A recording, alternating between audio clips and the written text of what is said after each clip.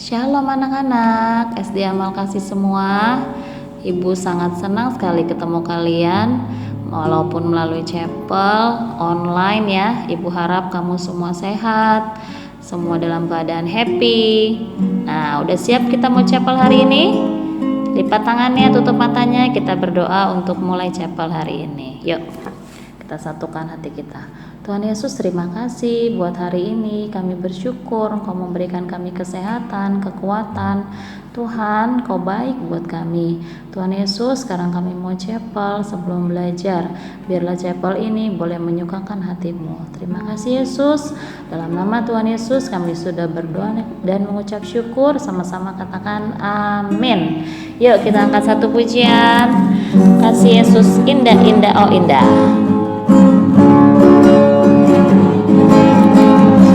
Kasih Yesus indah, indah, oh indah. Kasih Yesus indah, indah, oh indah. Kasih Yesus. Kasih Yesus indah, indah, oh indah. Kasih Yesus indah, indah, oh indah. Lebih indah, lebih indah dari pelangi, lebih indah dari bintang di langit, lebih indah dari bunga di padang.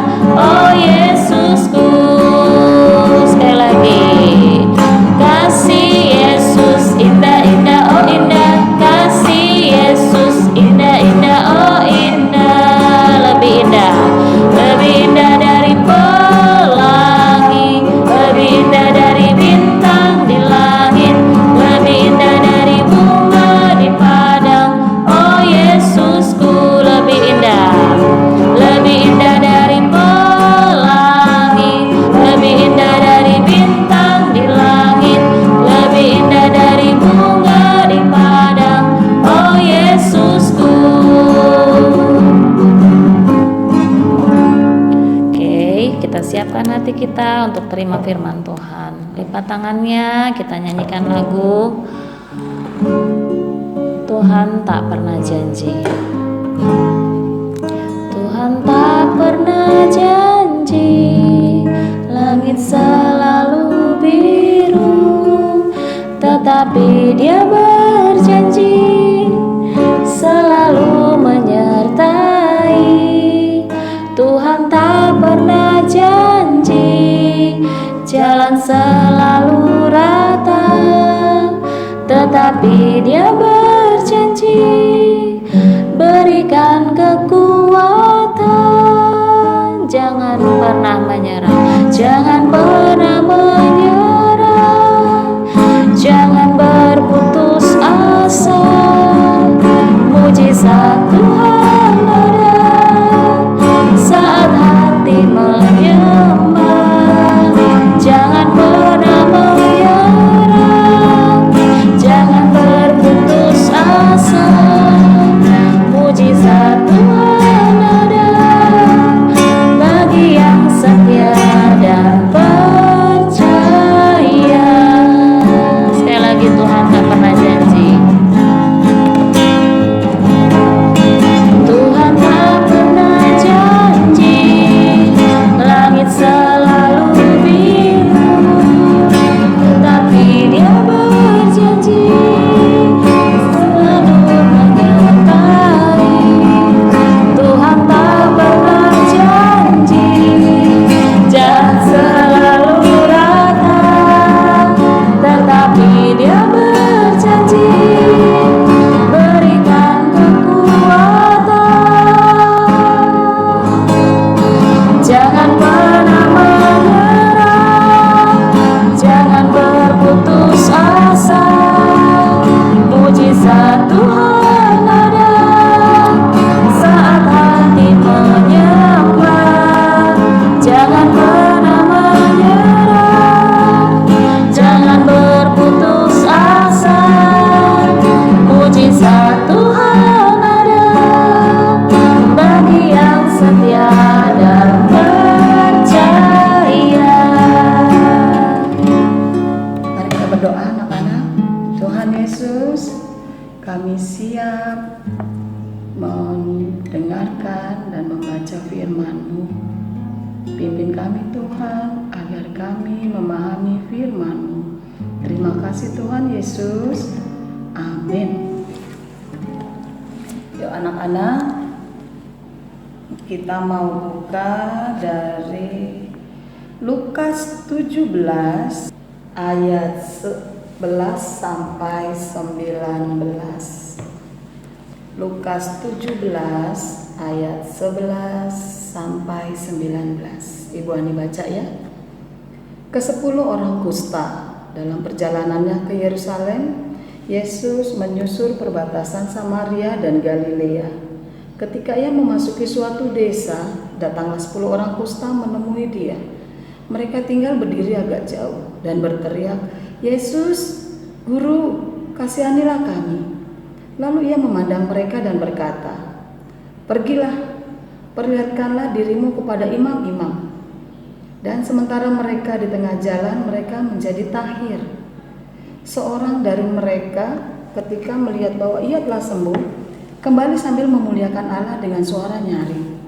Lalu tersungkur di depan kaki Yesus dan mengucap syukur kepadanya. Orang itu adalah seorang Samaria.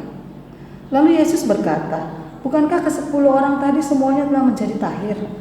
Di manakah yang 9 orang itu?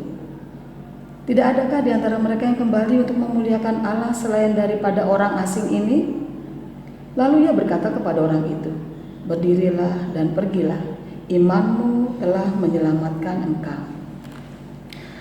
Anak-anak, tema hari ini adalah aku mengucapkan terima kasih. Yesus sedang berada di perbatasan antara Galilea dan Samaria ketika dalam perjalanan ia bertemu dengan 10 orang kusta. Orang-orang kusta ini berdiri jauh-jauh karena mereka memang dilarang berdekatan dengan orang-orang yang tidak sakit. Selain itu ada ketetapan yang diberikan oleh penguasa setempat yang menyatakan bahwa jika seorang yang kusta berada searah angin dengan orang sehat, maka ia harus berdiri minimal 45 meter dari orang-orang sehat tadi.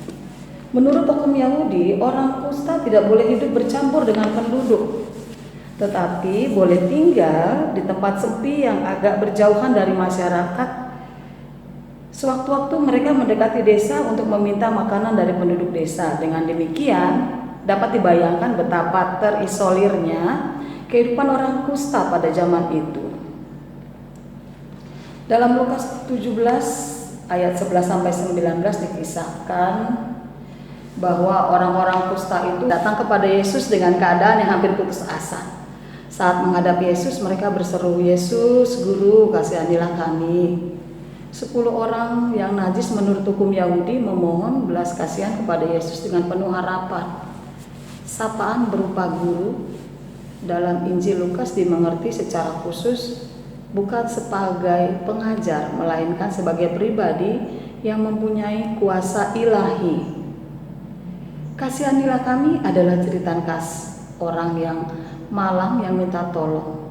Jeritan ini selalu ditujukan kepada Tuhan yang tidak akan mengecewakan manusia yang menderita.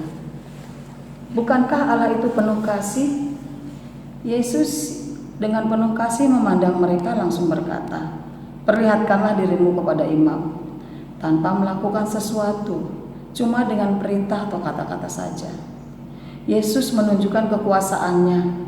Kata-kata Yesus menggiring orang kusta itu untuk mencari pembuktian, sebab kesembuhannya harus dilegitimasi oleh para imam. Sementara mereka berjalan, mereka pun menjadi tahir. Apakah mereka semua teringat untuk mengucapkan terima kasih kepada Yesus?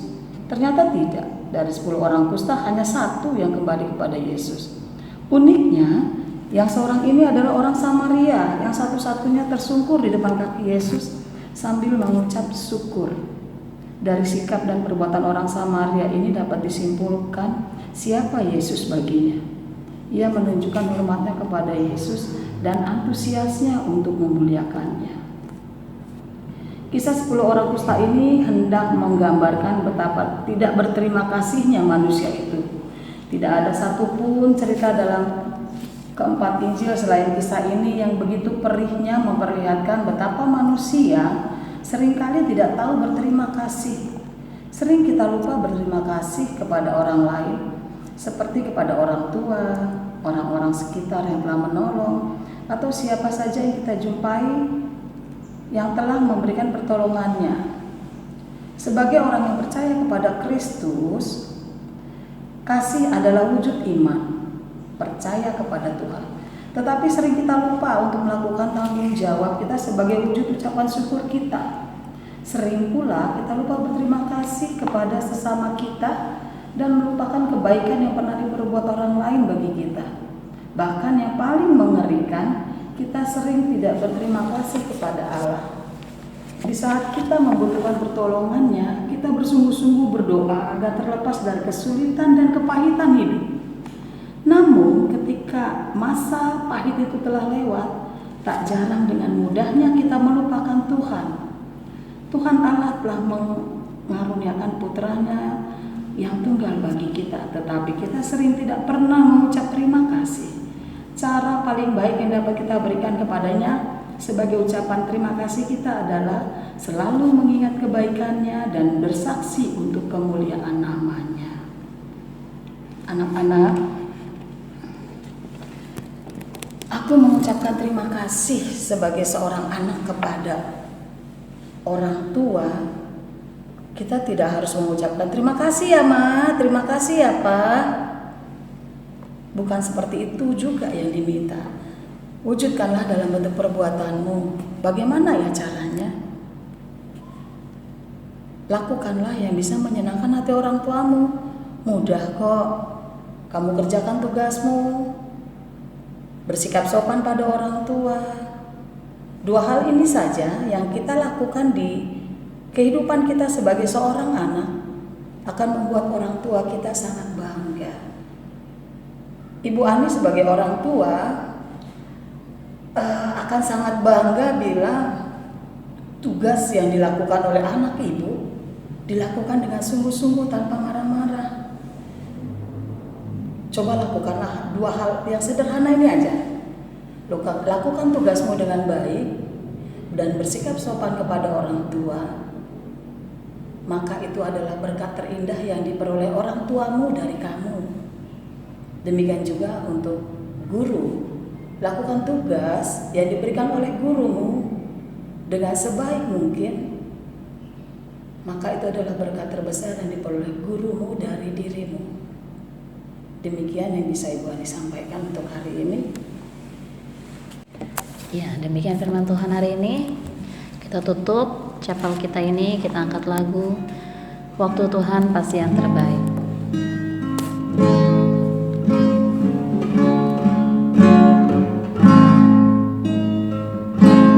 Bila kau izinkan sesuatu terjadi, ku percaya semua untuk kebaikanku. Bila nanti telah tiba waktumu, ku percaya kuasamu memulihkan hidupku. Sekali lagi, bila kau izinkan, bila kau izinkan sesuatu terjadi, ku percaya semua untuk kebaikanku. Bila nanti telah tiba waktumu, ku percaya kuasamu memulihkan hidupku. Waktu Tuhan pasti yang terbaik. Walau kadang tak mudah dimengerti, lewati cobaan, ku tetap percaya waktu Tuhan pasti yang terbaik. Waktu Tuhan